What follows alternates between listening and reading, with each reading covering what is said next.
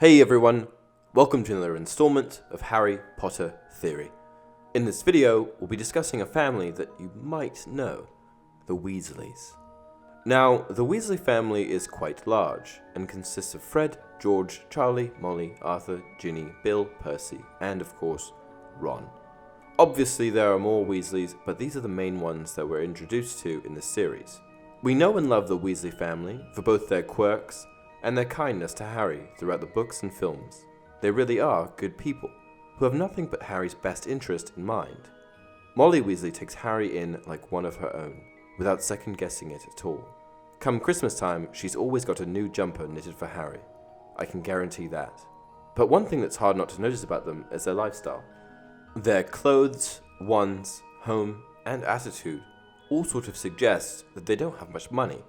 In the Philosopher's Stone, Draco Malfoy even makes a comment towards Ron, which suggests that the Weasley name is synonymous with this sort of thing. Think my name's funny, do you? Well, no need to ask yours. Red hair and a hand-me-down robe. You must be a Weasley. This is quite an offside comment, but he is technically correct. Ron was a Weasley, and it was a hand-me-down robe. So, what's the deal with them?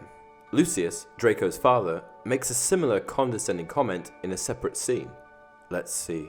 Red hair, vacant expressions, tatty second-hand book. You must be the Weasleys. So, do they not have any money, or does it just appear that way? Perhaps they're just really good savers. Let's dive into this further. Obviously, the providers for the family are the parents, Molly and Arthur. However, it just so happens that only Arthur works, and that Molly is a stay-at-home mum. This means that Arthur is the only stream of income for the family. Arthur worked for the Ministry of Magic in multiple roles. At first, he worked for the Misuse of Muggle Artifacts Department. The primary function of this department was to regulate the use of magic on Muggle objects, and to try and keep bewitched items away from Muggles. Later on, Arthur was promoted and assumed the role of Head of Office for the Detection and Confiscation of Counterfeit Defensive Spells and Protective Objects Department. We aren't actually provided with in-depth information on how much Arthur makes, but it still seems like the Weasleys have a bit of a hard time getting by. This is unusual because Arthur, in both of his roles, is head of a department. Why are the finances spread so thin? Firstly, in Arthur's first role, Cornelius Fudge, aka the Minister for Magic, was still in charge. It's well known that Arthur and Cornelius did not get along. This inhibited his career progression, and it no doubt impacted his salary. It meant that he was never able to get the raises or promotions that he deserved. It should come as no surprise that as soon as Cornelius Fudge was out of office, that Arthur got his promotion. However, it wasn't until 1996 that Fudge was out of office, which meant that for the majority of his children's adolescent lives, he was stuck in his former, lower-paying role. He was stuck in a dead-end job, without much chance of progression, supporting a family of 7 children and a wife. Not only that, but all of these children attended Hogwarts. While Hogwarts is affordable, it's not that affordable, and for one stream of income to support all of this would be very difficult. Hogwarts itself is free, but the materials required to attend the school are not.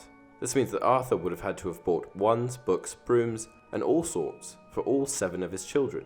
On top of that, he had to pay for taxes, bills, insurance, food, clothes, robes, and even fines that his children incurred. Case in point, the Flying Ford Anglia incident. It's reported that it cost him 50 galleons, which, given the implications, actually seems quite reasonable. So basically, he's got a lot of children, a lot of expenses, and a job that doesn't pay particularly well. This brings us to Molly. Why didn't she work? Molly Weasley was a stay-at-home mum, which, when you have 7 children, is of particular importance. While Arthur's working, who's going to take care of these children?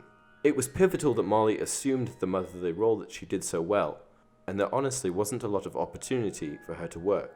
This meant that they just had to keep going the way that they were. Fortunately for the Weasley family, it was never about the money, or keeping up appearances. It was about love, friendship, and union. While the Malfoy family had a lot of generational wealth, it didn't make them happy. Money doesn't buy happiness.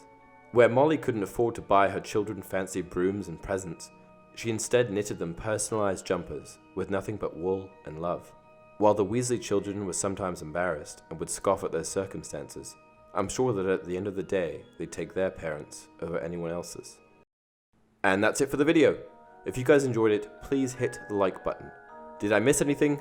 If so, please let me know down in the comment section below. Until next time, you're a wizard, Harry.